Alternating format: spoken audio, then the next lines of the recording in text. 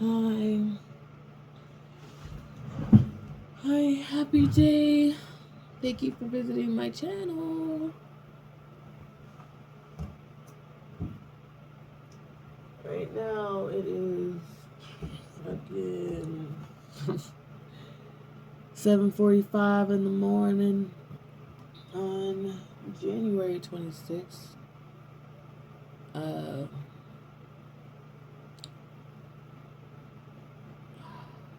I'm up. I've been up for a little bit. I got up, made my partner some coffee, got the dogs all dogging up. Got everybody's still kinda sleeping a little bit in the house, and I'm awake. And I woke up after having a very specific dream.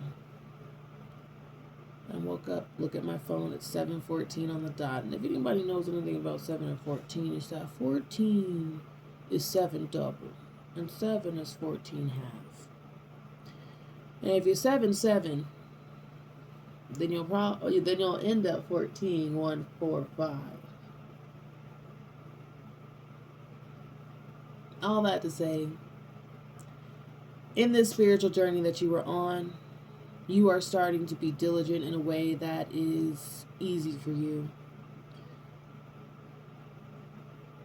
I really feel like there has been a lot of your life where you felt lazy, where you felt like you couldn't do the things, where you couldn't do things for yourself, you couldn't analyze things, that everybody else had the answer, but you didn't for yourself. You had answers for everybody else, even, and it was almost like you were answering people's questions to answer things about yourself. You were trying to figure out yourself. It's a big reason why you're the therapy friend. 747. I was actually talking about something like this with my friend the other day or yesterday, that a lot of times therapy friends are giving advice for people on things that they already understand and have been through, and sometimes people come up to them with problems that they haven't worked on themselves, and those people are now giving us the answers through being vulnerable and talking and all that, and how sometimes a therapist friend needs a therapy friend. And a lot of times us therapist friends a little bit are selfish in healing. And that's, you heard me. Sometimes we are selfish in our healing. We think that we are healing people, but we are not. We are healing ourselves by understanding people's problems. And when people look at us and think that we got nothing wrong, we're almost ending the learning cycle, the growth cycle, by shutting out our words and saying our things. Finding people that even once you tell them turns out maybe you shouldn't have told them is still okay, because they still might tell you something that they think is good advice that turns out they just needed to hear. It turns out it has nothing to do with you and everything to do with them. And if they hadn't given you that advice, they would have never worked through the problem. Even after you have given them a bunch of advice and helped them out with a lot of things, they would have never figured it out until they gave that advice to somebody. Until they, it's okay. So it's like basically a teacher's teaching a course or whatever, a lesson plan. All right, okay, here's these things, and you understand it in theory. But now you actually have to go through and work out the problem with different numbers or whatever. So this is clearly math. So you have to work it out with different numbers, different variables, all of that, to make sure that you understand how to use the formula. A lot of us are trying to pass on formulas of stories that we tell ourselves in order to live this life, because it just matters about the story that we tell ourselves. That's why Christianity is so popular.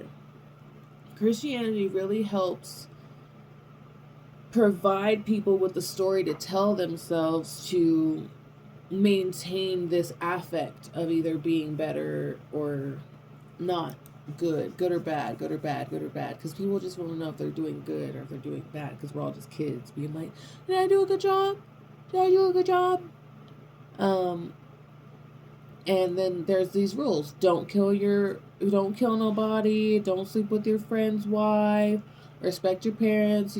The 10 Commandments are there. Except it does fall short in a lot of ways because when Christianity was really becoming what it was during a time where I believe we were in the age of Pisces or something like that. The Bible goes back so far. All of the religious texts go back so far. So like, time is wild. But a lot of times when we're in certain ages, we tend to not only, as humans, we pervert things naturally. We exploit things to, because as human beings, we're what is it? Opportunistic beings. Um, yeah, and we're opportunistic, and that's how we were able to survive by seeing an opportunity and seizing it, and healing. Like, oh, here's that bird. Here's where all the animals go. I noticed that this is where all the animals go. We will take some of the animals because we need to eat. But it is still an opportunistic, semi-predatory type thing. As humans, like we're both predatory and non-predatory when it comes to how we forage for food or hunt for food. Um, but we're going to take whatever opportunity is needed. So whenever it comes to things that are a bit more spiritual, esoteric, things that are on different levels that aren't the material world, that aren't just like, okay, I need food for my family, so I'm going to kill this deer. It is now, okay, I need my family to be okay mental health wise, or to get into these gates of heaven. And so finding ways to then take those words to twist it into, no, I'm still going to get what I need. Well, based off of that, you lawyer it. There's a lot of lawyering with the Bible as opposed to, but this is what it is. Like, if you do bad, it's not even that bad things are going to happen to you. I mean, you will feel like bad things are going to happen to you. Like, you will feel regret. You'll notice that there are people who do bad things but don't feel no type of way about it, and they never really get punished the same way. Like, everybody is like upset about, I mean, I won't say everybody, but there's lots of people who are upset about Donald Trump and his whole situation and all that, and they're like, oh, he's a felon, he's a this, he's a blah blah blah blah blah. That man don't got a single ounce of guilt in him. He don't have a single ounce of guilt in him. He is out there living his life fully, wholeheartedly, and all that. And all these people are sitting there at their homes bitching about him, moaning about him, talking about him and all his stuff that he could do better, da da da da da. But they're sitting here stuck in a spiral. They're the ones actively suffering on his behalf. While he's just living life. Like, he doesn't have panic attacks. He doesn't get stressed about other people's feelings, all that other stuff. He doesn't. He just doesn't. Now, karmically, will that affect his people in some way? Maybe. I mean, look, you could look at his family and all that and see how they're being affected karmically. But when it comes down to it, it is the amount of that we torment ourselves that keep us from doing things, like the belief that we're bad people. When people who are actively bad, especially in the material world, won't notice bad things happening to them if they feel no guilt. And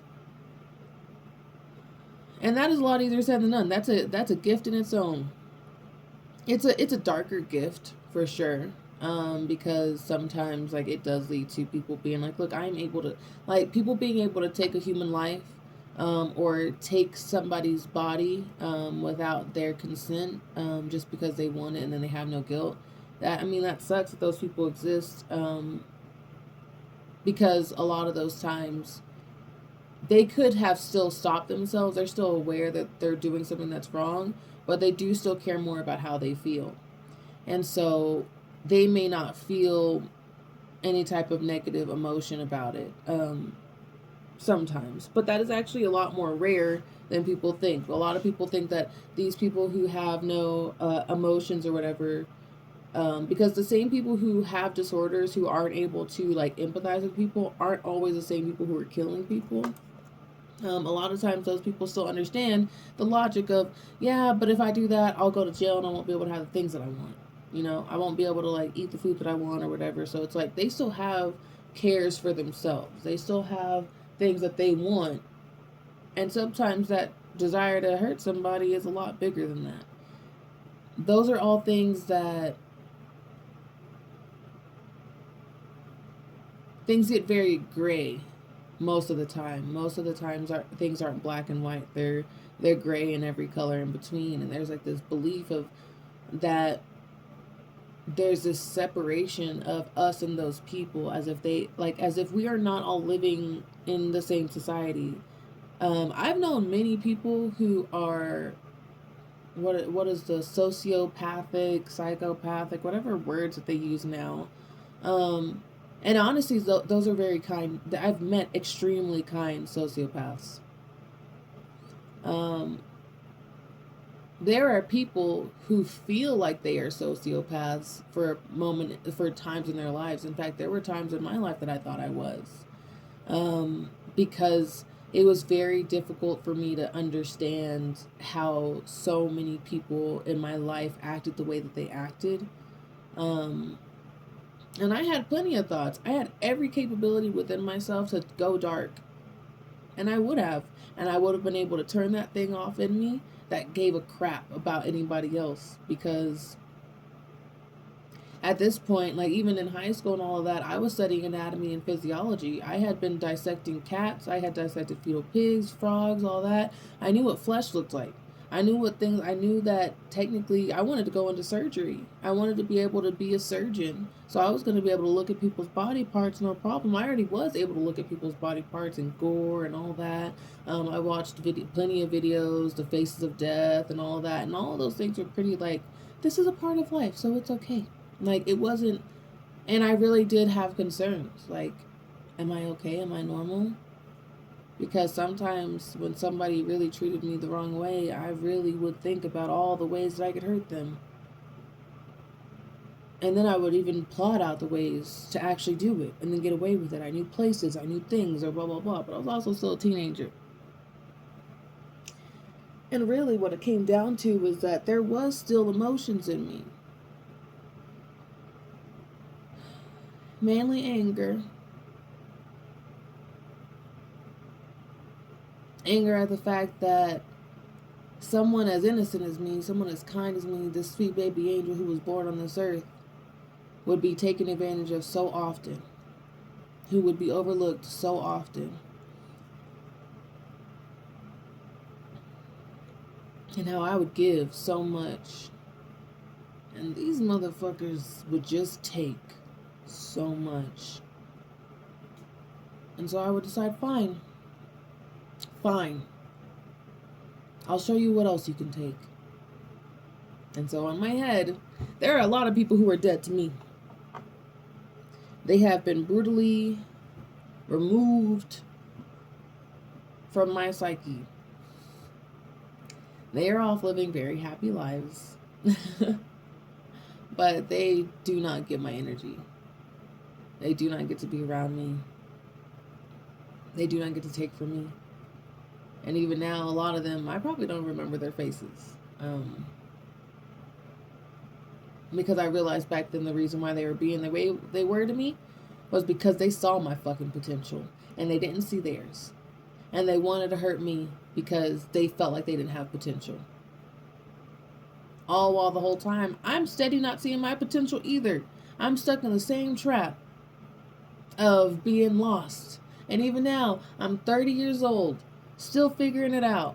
Still trying to like, oh, hey, be authentic, girl. How we do that? How we do it? How we doing? Are we authentic? Are we us? Sometimes. Shit. Sometimes. And even then, I may not even be aware that I'm being authentic to myself at that time. Because this is what life is. Life is a dream. And it's because we're sleeping. Even us enlightened, even us, oh, we've awakened. Baby, you go to sleep every night. I don't want to hear nothing because you're over here driving. You're doing a route that you've been. Why is your wheel so big? You drive a truck?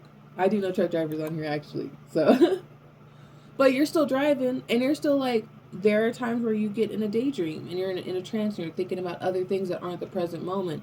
Because when we're driving, we are just kind of like, things are going past us. It does become kind of like this hypnotic state sometimes. And, gosh, I can't unlock. Focus in. My eyes are just so glazed. Anyway, can't unglaze them right now.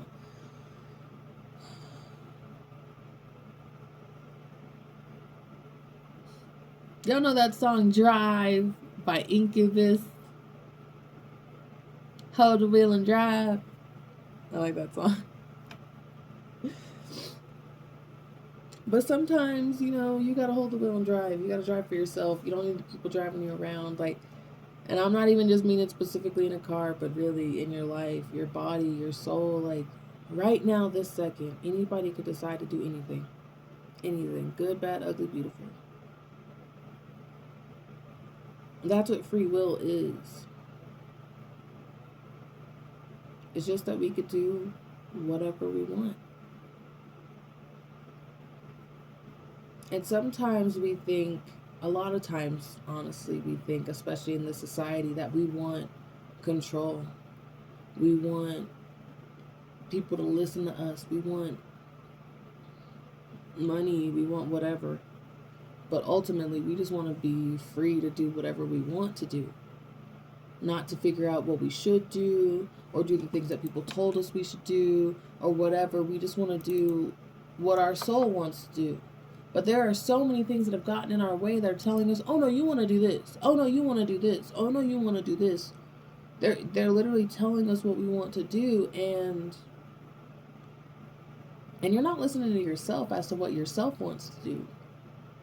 I mean, it's honestly sometimes seems a little bit like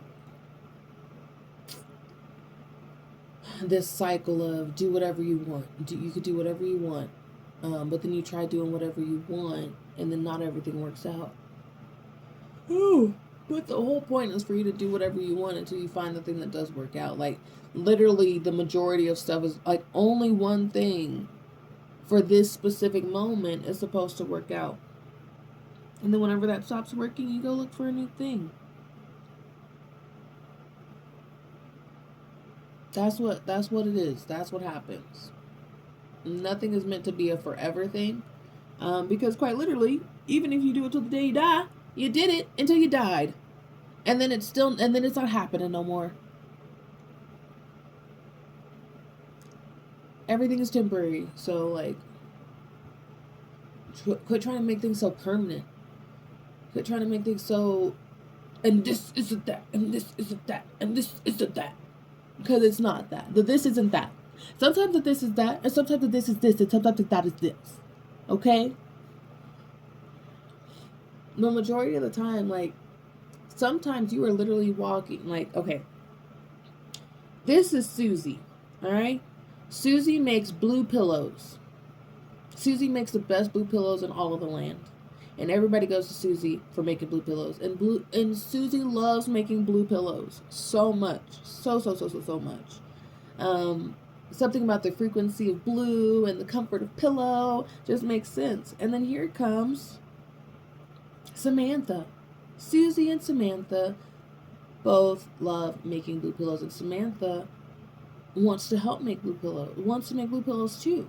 But instead of making blue pillows as well, Samantha says, you know what? I'm not going to do that because I'd be taking Susie's job. But the thing is that Susie lives here in A city. And Samantha lives over here in B-ville. So Samantha did get a blue pillow from A city, from Susie at A city. And that's what inspired her. She's like, you know what? I really like this blue pillow.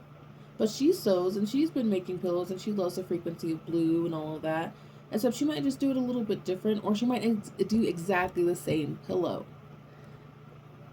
The difference is that people in B-ville would never buy from Susie in A city because they don't know Susie. A city people are A city people, and they really think that they're better than and all that stuff. I'd rather go over here to Samantha in B-ville and get her blue pillows, because the thing is with Susie is she wants to sell those pillows to people who it's going to help them find comfort. And if people from B-ville came over here and bought something from her, which is like, thanks for the pillow, now they have to get over their anger to even sleep on the pillow and get the benefits of the blue pillow.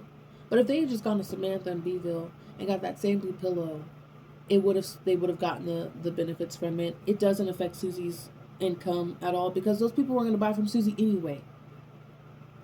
Yet here it is. Samantha starts feeling this guilt. I took Susie's idea. I've been making boo pillows. I've been making boo pillows, and it's not authentic to me because it's not me. Because Susie did it first. Meanwhile, Susie doesn't give a shit. Susie's just like, thank God everybody has boo pillows. The frequency's so important, and there were so many people I was trying to sell to, and they just didn't want them. And they needed that blue pillow. I could see based off of their aura that they needed to sleep it off. That's all Susie cares about.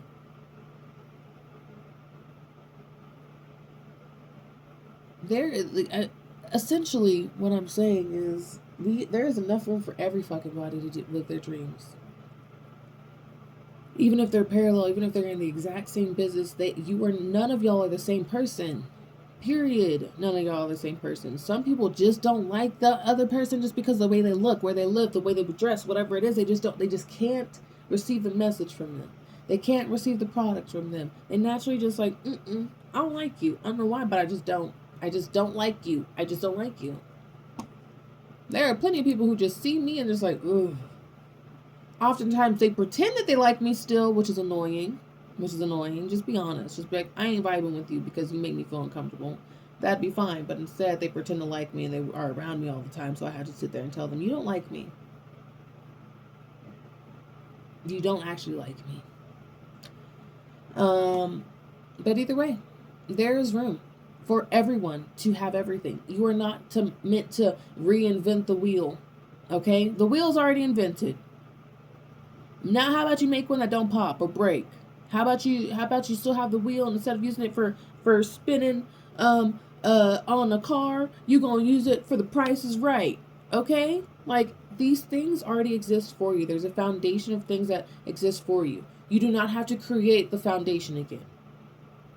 There are certain things that you can study about, that you can learn about, and all of that you don't have to learn on yourself by yourself. There's so many things that I discovered for myself, but had already been discovered millennia ago. And if I had simply typed in, hey, what does this mean?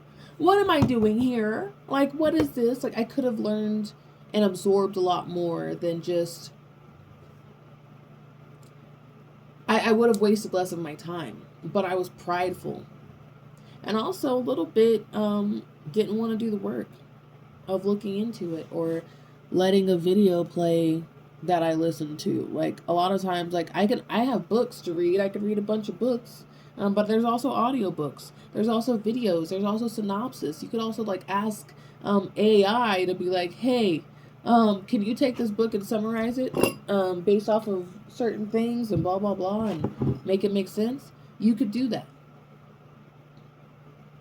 AI is a tool to use for a lack of certain abilities. Like being able to research is an ability. Being able to do financial stuff is an ability. Being able to have empathy is an ability. Being able to be determined is an ability. Being able to understand esoteric knowledge is an ability. Not everybody is born with that ability right away, those abilities. Just like walking, just like having teeth and talking and all that, there are things that people have to grow into. But there is one ability that everybody is born with, which is reading energy, and understanding the vibe and understanding comfort and discomfort. And so as you're doing that, as you're moving through all those things, realizing the natural abilities that you have is a great starting point to finding out what being you want to be as you move forward, or how to be in an alignment that is comfortable but also still growing, a comfortable growth. That makes sense. Like getting used to going to the gym. I'm like, oh, I hate doing the gym, but here it is. Here it is. Also, did you know that Aaliyah's music got released? Aaliyah. You know, the national tragedy before 9/11? That happened, and then 9/11 happened. Like, there was so much going on in the world during that little 2-month period in 2001. It was so many tragedies. Again and again. Both involving planes. Not cool. Um, but for a long time, her estate did not allow her music to be anywhere, like to stream. And now it's available to stream. Now you can stream Aaliyah's music. Now people are dancing to Aaliyah's music. They are, and all of this. And there's all these things that happened with the conspiracy of Aaliyah.